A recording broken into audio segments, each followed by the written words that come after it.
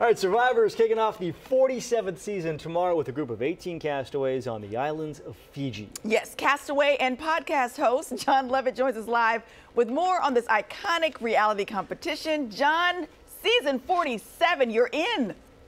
I am. I have to say, watching that workout was kind of triggering, frankly. Season 47. You know, we're all democracy. We're talking about it every day. We're worried about it. We're anxious about it. And then you get to watch Survivor, and a bunch of people compete and endure and survive, and then ultimately vote.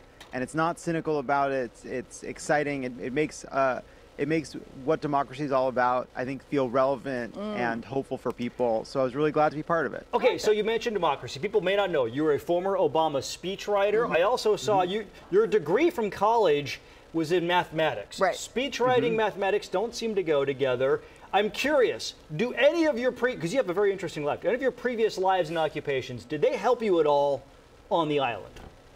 So I'll tell you, I think being a speechwriter is about persuasion, about bringing people along. That was helpful. I do have a math background, but listen, when you're out there, you're really not able to do a lot of calculating. Like, you're in it. You're just trying to make it through the day. But I do think also, I've been an awkward kid my whole life, and trying to figure out what makes people tick, and that's a lot of what Survivor is about too. And so I got to bring that experience as well. The one thing I didn't have was any outdoor experience whatsoever. That's Nothing. my favorite part. Nothing. Okay, so I have to ask you about that because you're so funny. Your podcast is very clever, very smart. But you're out in the middle. First of all, Fiji, lovely. Being abandoned in Fiji, not so lovely. You're out there in the middle of nowhere with a bunch of people who are going for your jugular. Do you say witty things along the way to kind of get them out of the way? Because you're very witty. You're good with words. That very nice of you. Very nice of you to say.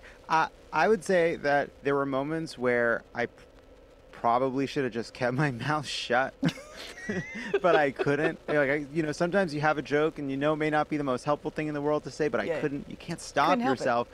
But yeah, I mean, look, going out to Fiji, I do this show, Pod Save America. We cover the news day in and day out, and then you disappear, and you're not paying it. You don't have your phone. You have no idea what's going on in the world. You're isolated, not just from the news. You're isolated from your friends and your family. And so that was a culture shock in and of itself. Just like I went through withdrawal the first couple days of not having my phone in my pocket 24 hours a day. Okay, so you were inside the Beltway. I'm curious, who is more desperate? Somebody who is starving out in the elements trying to win immunity on Survivor, or somebody in D.C. clinging to power? Listen, I would say that as much as people on Survivor are scrambling and competing and desperate to make it to the top, there is no group of people more thirsty and desperate than a group of politicians. So, especially, look, I'm a partisan person, and watching, if you want to see people train for Survivor, watch Republicans trying to defend J.D. Vance and Donald Trump saying people are eating cats and dogs. Those people are ready to lie and cheat and steal on Survivor.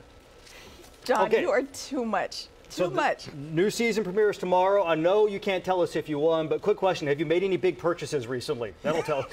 It's a good question. Yeah, look, there was this boat that was the exact amount $1 million would buy after taxes that I really have my eye on. That's a good answer. See, I told you it was clever. Survivor season 47 kicks off tomorrow on CBS. You get to see Jon and all the other competitors go head to head.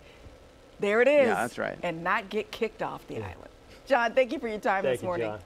Thank you very much.